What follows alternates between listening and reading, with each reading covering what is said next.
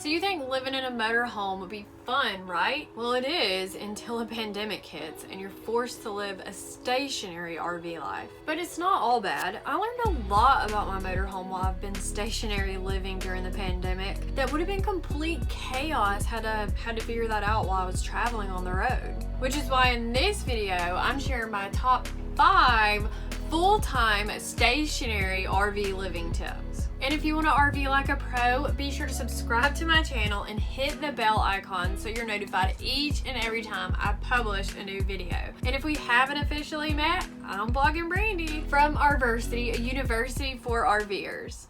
So my first tip for full-time stationary RV living, especially if you're in a motorhome, is to top off fuel. So when you're talking about topping off fuel, you want to top off either your gas or diesel, which you may or may not need while you're stationary living in your RV, but I use it to crank things like my generator or even the engine in the motorhome because I want to make sure that those things stay running properly, and the only way to do that is to actually crank them, and you have to have fuel to crank them. The other part of fuel that you're going to need is propane. So I kind of learned this the hard way, but once I actually parked and plugged up and used all my propane on a motorhome, you can't just take the tank off and go fill it. You actually have to unplug the motorhome and go get propane and come back. Or you might be able to have it delivered, but where I'm located, they don't have the delivery service or a delivery service available to actually get propane. So the other option would be to install some type of propane extender, which is a device that you put on the propane tank. And none of those are an easy task right now, at least for me and where I'm at.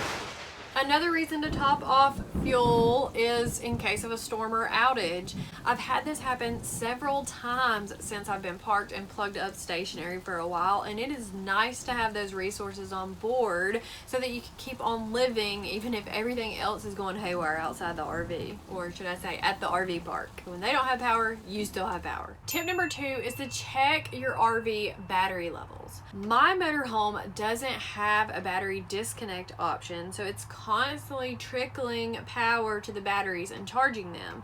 What can happen over time is that the batteries are either overcharged or depleted of their acidity. So once a month, I have to go out and add distilled water to the batteries and just make sure that they're at their proper levels so that all the systems in the RV continue to work properly, because my batteries are connected to everything else in the RV, and I learned this the hard way by letting the batteries get low on water.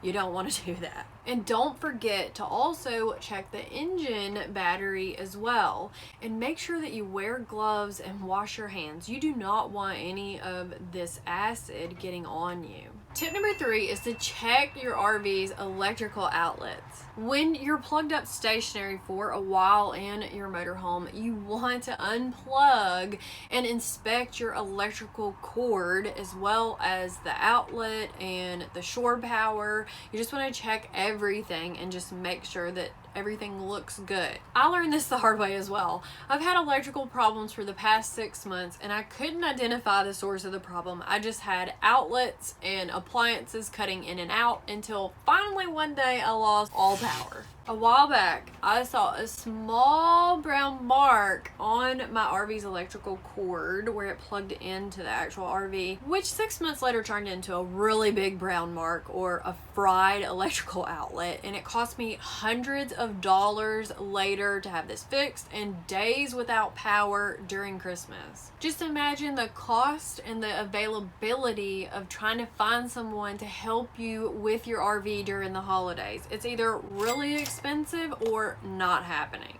Thankfully, when you've been stationary living at an RV park for a while, you meet your neighbors, and I was able to find someone that was an electrician and able to help me. So what is your biggest stationary RV living tip or takeaway so far? I want you to comment below.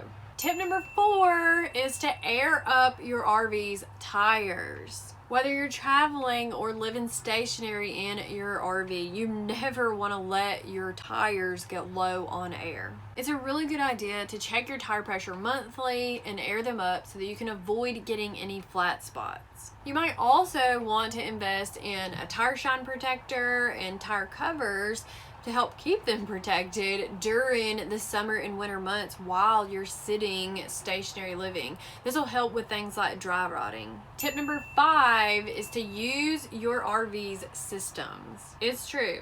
If you don't use them, you'll lose them. You want to crank up the generator, crank up the engine, slide in and out your slide outs. You want to use your amenities that you never use, like your awnings or even your propane system. Retract your jacks. Even unplug and boondock so you can make sure that all your systems are working properly when you're not connected. Maybe even take the RV for a drive if it makes sense. Meaning that you can actually get it out and do that. Now you know 5 tips for stationary RV living, but what if you want to hit the road?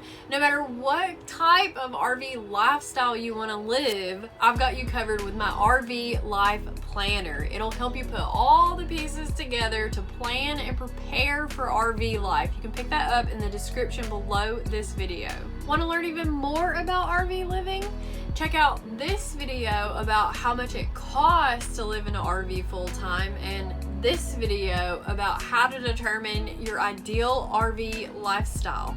If you like this video, hit the like button below, share it with your friends, and be sure to subscribe. Thanks for watching, and I'll see you in the next video.